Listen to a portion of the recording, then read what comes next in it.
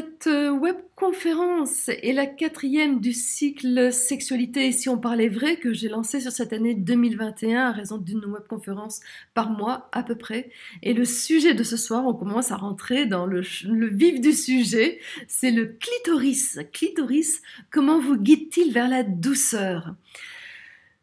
Et en sous-titre, j'ai mis « Et si vous étiez exploratrice des terres méconnues de votre intime ?» Alors, c'est un peu audacieux, je dirais, comme sous-titre, puisque je ne pense pas que le clitoris soit quelque chose de méconnu sur vos terres intimes.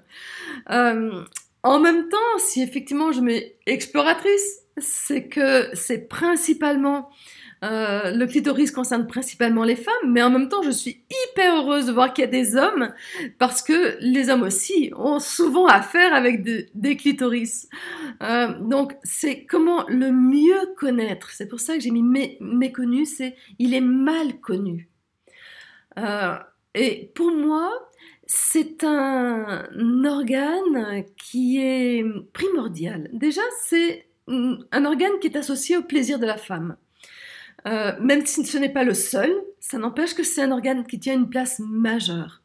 Et comme le plaisir de la femme a été diabolisé depuis des millénaires et des millénaires et des millénaires, le clitoris, il occupe une place, il a été interdit pendant longtemps, il y a eu les excisions, il y a encore malheureusement des excisions dans certaines religions, dans des choses comme ça. C'est comme si, au regard de la religion, de la bienséance, de tout ce qui est nos mères, nos grands-mères et autres, bah, le clitoris, il n'était pas trop titillé, je dirais. C'était pas l'élément qu'on allait venir toucher en premier, c'était vraiment pénétration pour qu'il y ait procréation. C'était vraiment le but de cette sexualité-là. Ce qui fait qu'on en garde une mémoire de ce clitoris qui a été diabolisé.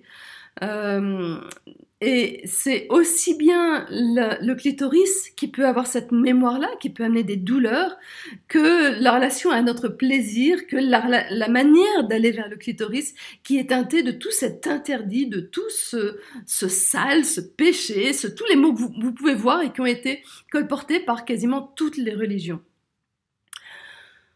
En même temps, je ne sais pas si vous avez déjà approfondi la question de l'excision, même si ce n'est pas le sujet de ce soir, quand on voit des femmes qui sont excisées, mais en tant que sage-femme, j'ai pu en voir, ben, on se rend compte qu'il n'y a pas juste la petite partie du clitoris qu'on connaît qui a été enlevée.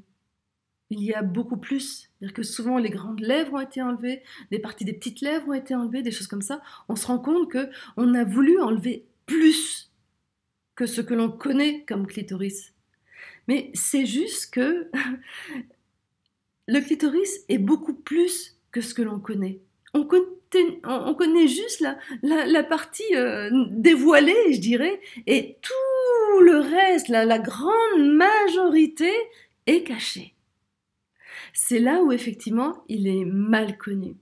Et en même temps, en étant plus grand, c'est comme s'il avait sa petite tête qui sort comme ça, il est coquin, il regarde, il a une petite capuche, il regarde derrière sa capuche, et en même temps, ben, il y a les jambes du clitoris qui sont vraiment comme deux piliers qui vont effectivement sur les grandes lèvres de la femme, et il y a deux autres petites traînes quelque part qui vont plus à l'intérieur, c'est-à-dire que ça va vraiment complètement venir encercler le vagin, le sexe de la femme, en tout cas à son entrée, à ses abords. Et ce qui fait que ça pose, pour moi, le clitoris vraiment comme un gardien masculin. On a vu dans la deuxième conférence les portes gardiennes, comment vous pouviez être gardienne de votre intimité. Et bien là, ce soir, on parle d'un gardien qui est masculin, qui est bien campé, bien posé et qui est extrêmement attentif. C'est un organe en plus qui est hyper sensible, donc il n'aime pas qu'on lui marche sur les pieds, qu'on empiète sur ses plates-bandes ou des choses comme ça, qu'on le maltraite ou quoi que ce soit. C'est en cela que ça en fait aussi un gardien. C'est un organe hyper sensible. Donc là, pour être hypersensible, ce qui va amener la sensibilité, c'est le cœur. Ça veut dire que le clitoris il vous apprend à ouvrir votre cœur. Ah, d'accord, ça vous y attendiez peut-être pas. Il va aussi vous apprendre à ouvrir pour savourer votre désir et non pas partir avec votre désir.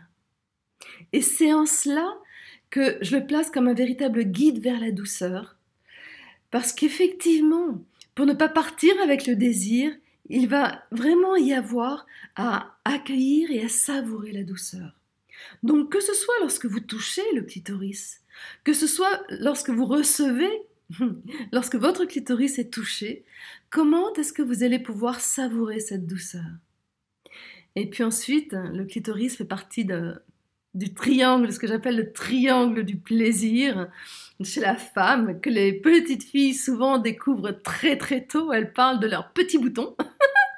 Et on a 3 petits boutons. Ce sont les tétons et le clitoris qui forment un triangle et qui sont reliés. Les tétons, ils sont entièrement liés au cœur, aussi à la poitrine. Et très souvent, quand on titille les tétons, et quand les tétons tétonnent, ça vient titiller le clitoris, même si on ne touche pas au clitoris.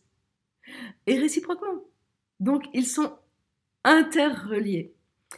Voilà. Pour vous dire rapidement, j'ai envie de vous raconter plein d'autres choses. Là, c'est pour vous présenter ce monsieur clitoris dans toute sa royauté, dans toute sa, je dirais, sa grandeur, sa puissance gardienne, et en même temps, j'ai envie de dire, son cœur à fleur de cellule, à fleur de peau. Et c'est vraiment cette notion. C'est comme si, j'aime beaucoup parler des portes gardiennes de votre intime. Et j'en ai parlé dans la 2e webconférence de ce cycle. Et là, c'est comme si le clitoris était une des clés de ces portes. Et c'est une clé qui est incontournable. Dès l'instant où on va activer du désir chez la femme, le clitoris va se mettre en marche, quelque part, va réagir. Encore faut-il l'utiliser au bon moment et à bon escient, l'utiliser comme il faut, savoir comment aller vers lui. Il est très exigeant.